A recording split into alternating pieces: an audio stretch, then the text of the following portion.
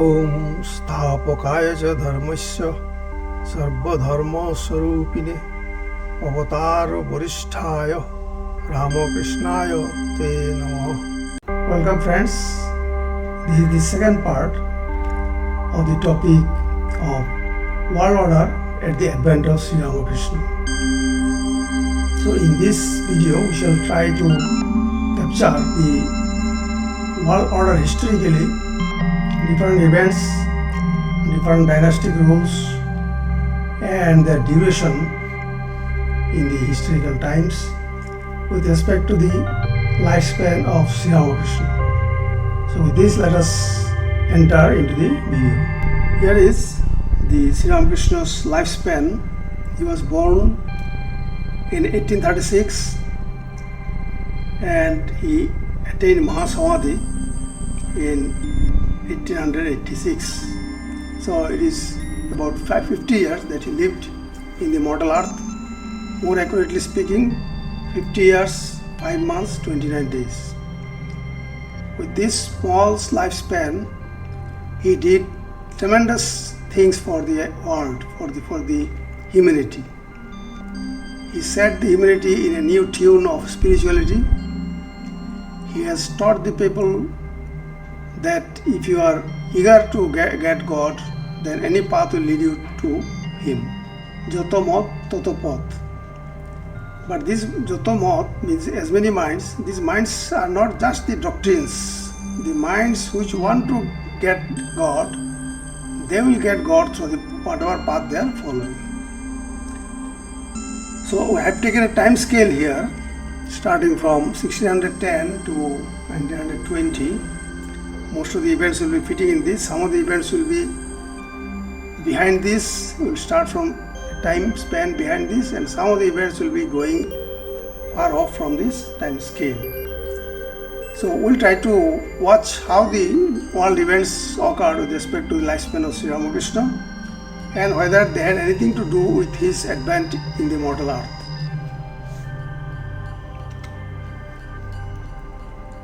First we have taken the slavery in America spanning from 1619 to 1865. The slavery started in the year 1619 with the arrival of 20 enslaved people from Africa. They arrived in Virginia of US at that time under British colonial rule. So from that point it is said that the slavery system started. Why the slavery system persisted? Because the society was mainly agrarian in nature. They had to depend on agriculture, and agriculture requires labor. So these laborers were taken and they were forced labor or slave labor. The wage is given or not given, that did not matter. And oppression, suppression, etc., poverty, disease, lack of human facilities, those things were there with the slaves. So this lasted for about 246 years. So this slavery ended in the year 1865 at the time of Abraham Lincoln. So that is a big achievement for US. After that the society became free and many advances in the society took place. Next we are taking the Tsar of Russia from 1613 to 1917. This is shown by the blue dotted line here. So in the rule of Tsar, the people, the subjects were treated in a bad manner. It was fully bureaucratic in nature, autocratic in nature. The quality of life was very poor, and the Tsar, he thought that he was something like messenger of God, selected by God. Russia got freedom from this in 1865 here to another Qing dynasty of China. So this was from 1644 to 1912. This dynasty in China was also autocratic in nature. They did not for the development of the people. People were tortured and social order was not so nice.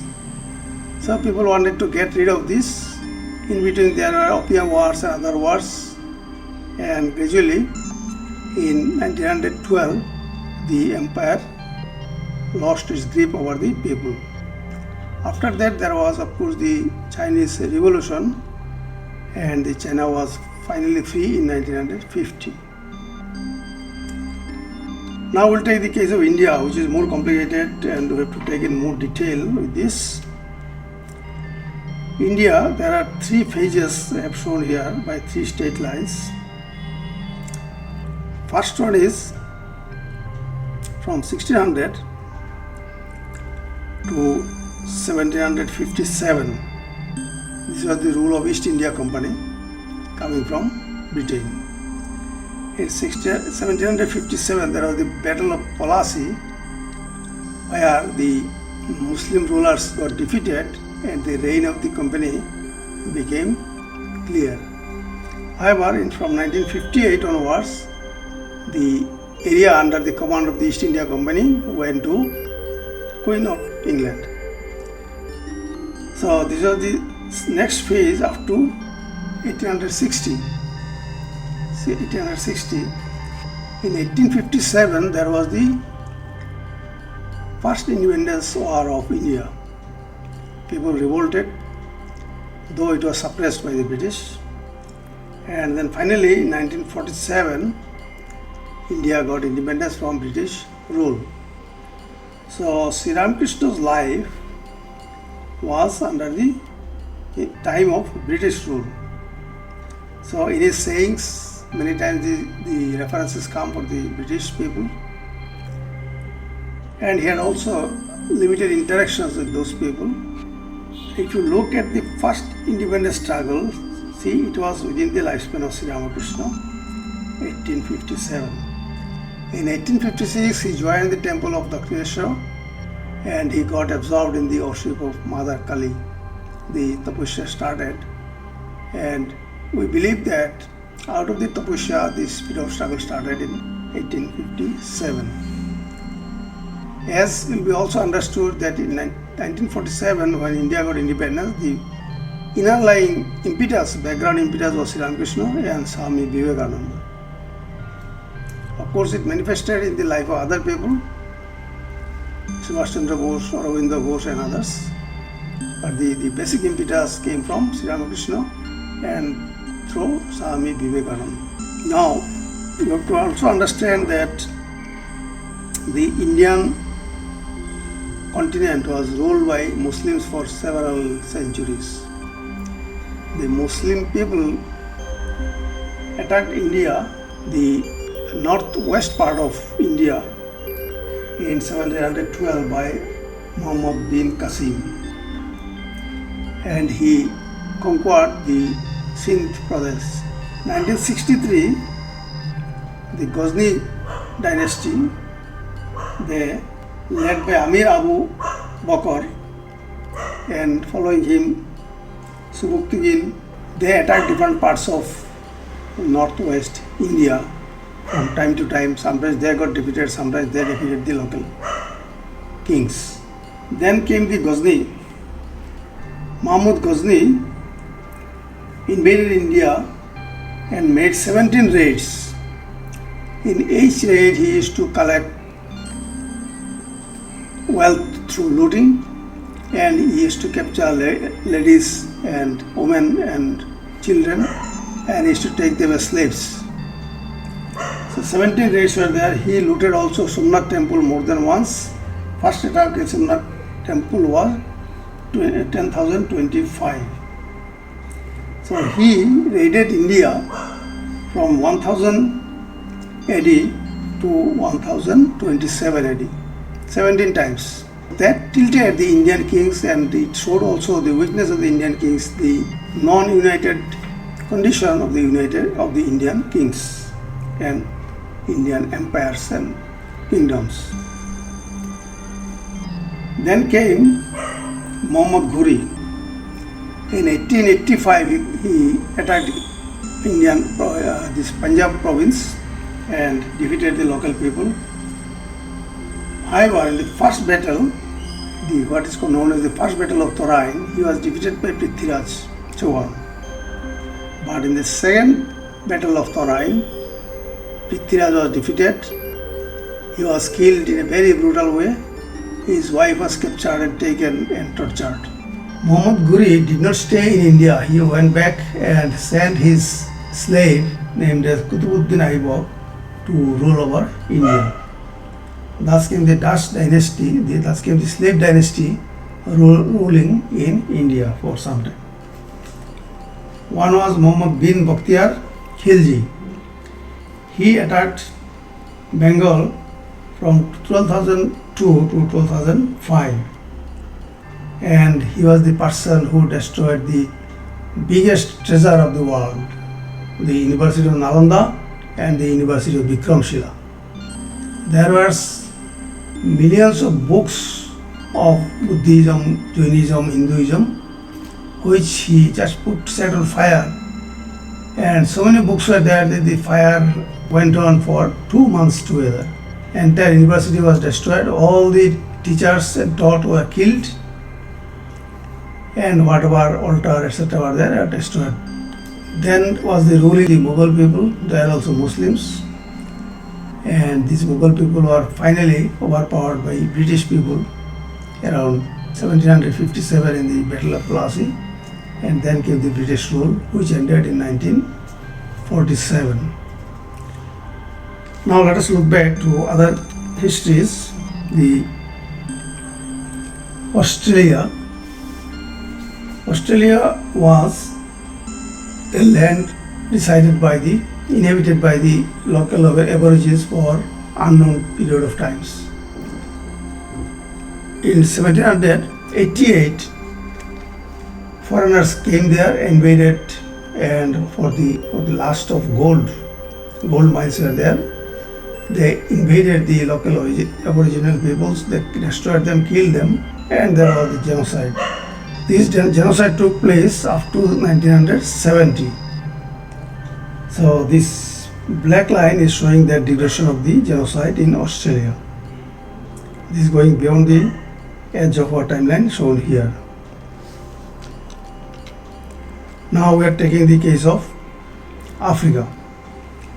Africa from 1880 to 1914 was colonized by different foreign people, Britain, France, Spain and so on, and the local religions were also lost, destroyed. Invasion was there from Islam and Christian, and the things only improved in the year 1914. Now we take the case of Industrial Revolution. This ranged over this period, which started from 1760 to 1840. As we know, through Industrial Revolution, many new inventions took place, and there was entire change in the economy. The process, from the agrarian process to the mechanized process, industrial process, factory process started, textile industry, and many inventions like steam engine, etc. developed, and there was a day change in the lifestyle of people, firstly in the Europe and gradually to other parts of the world. Now let us look at the other wars that took place in the contemporary time. The other wars are like this. The Opium War of 1839 to 1842 in China. This was between Britain, France and Chinese people. Then Opium War II from 1856 to 1860. Though the name is Opium War, but it was the invasion and the capturing of the land and properties. Then Chinese Civil War took place from 1927 to 1950, and China got independent from the foreign rules, and that China still exists as we see today. World War I happened from 1914 to 1918. This happened during the lifetime of Ma Sharada. People sometimes asked her, why so much warfare when Shri Ramakrishna has already come over the world?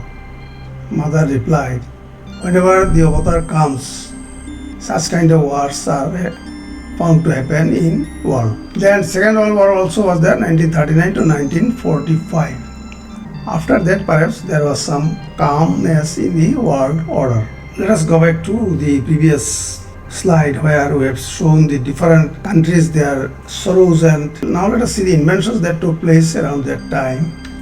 So in 1712 was the first steam engine. This was utilized for pumping water and other purposes. 1802 was the invention of the electrical bulb. So this changed the entire situation, the application of the electricity in day-to-day life, and it changed the lifestyle of people.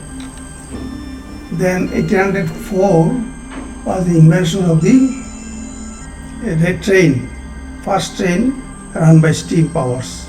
1826 saw the invention of photographic camera. So Shri Ramakrishna photo which you are seeing here and other photos, he has only limited photos taken. This was possible because of the invention of the photographic system. Then came in 1844 the telegraph. Through telegram, through wires, the messages could be sent to far off distances easily and in short time. 1876 was the invention of telephone. Then 1885 automobile was invented. 1895 radio came. 1903 came the airplane, and this was utilized in the World War I, and finally of course with much development in World War II. So now let us look back to this slide again to see that how the world events are related to Shri Ramakrishna's life and lifespan. You look that most of the events which were taking place for centuries, they came to end at the advent of Shri Ramakrishna, like the slavery in America, the Tsar system in Russia, the Qing dynasty in China, and so on. African colonization also within short time. Australian genocide also stopped within a short time, and India also got independence after a while. So you may say these are all coincidence, but it may not be coincidence. It seems that there is a relationship between these events and the life of Shri Ramakrishna. As he had made advent to the world changed. Many bad systems of the world got changed and people got good systems, people gradually coming to spiritual order. And further thing you can see, many of the life-changing inventions took place also around his lifespan, just a few years earlier and a few years later. This also seems to be not just a coincidence, but seems to be having some purpose. So in the conclusion, we are saying that Shri Ramakrishna's life had to do something with the world history, had to change the world history, had to make advancement in the human history, and after his life there was tremendous development in the world order, the change in the mentality of people, and the rest of the things as we'll see in the life of Swami Vivekananda and other disciples of Shri Ramakrishna. Thank you very much for coming with me up to here. So in this video we have tried to highlight the correlation between the life of Shri Ramakrishna and the big world events. In the coming video we shall be concentrating on Indian condition, the background of his advent in the India, the background of the society and people in India. So after that, please join us, wait and join us for the next video. Thank you.